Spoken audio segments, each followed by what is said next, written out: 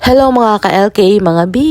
Pagkababa namin sa hanginan mga B, nag-almusal at nagpahinga lang muna kami bago kami pumunta dito sa simbahan. Hindi na kami nakapagtanghalian mga B kasi plano namin na magmerienda dito sa may plaza. Pagkatapos namin dito, doon naman kami kay Mama Mary aakyat mamaya. So ipapakita ko ng konti mamaya yung aakyatin namin.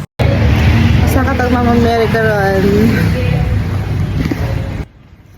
So, nandito na tayo mga B at eto yung dadaanan namin papunta doon sa taas. Hindi na nga kami dumaan sa dati namin dinadaanan mga B kasi may bago ng daanan. So, dito na kami magsisimula, paakyat doon kay Mama Mary. Marami din kami nakasabayan dito at isa rin naman to sa mga pinupuntahan ng mga tao dito mga B. Meron din mga taga-ibang lugar kagaya namin. Char. Kay taga-laing planeta man mi.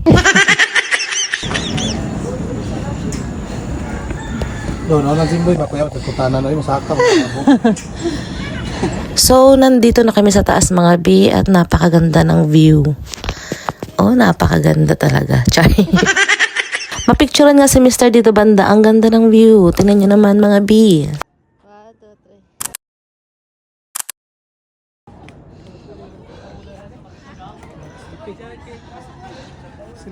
So, dito na lang muna mga B. Pagkatapos nito, bababa kami. At babiyahe kami papuntang Matalom at doon kami kakain ng hapunan.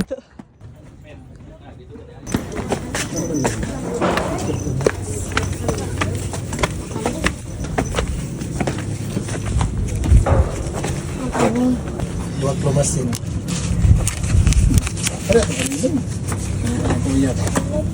Lumasin ko yun.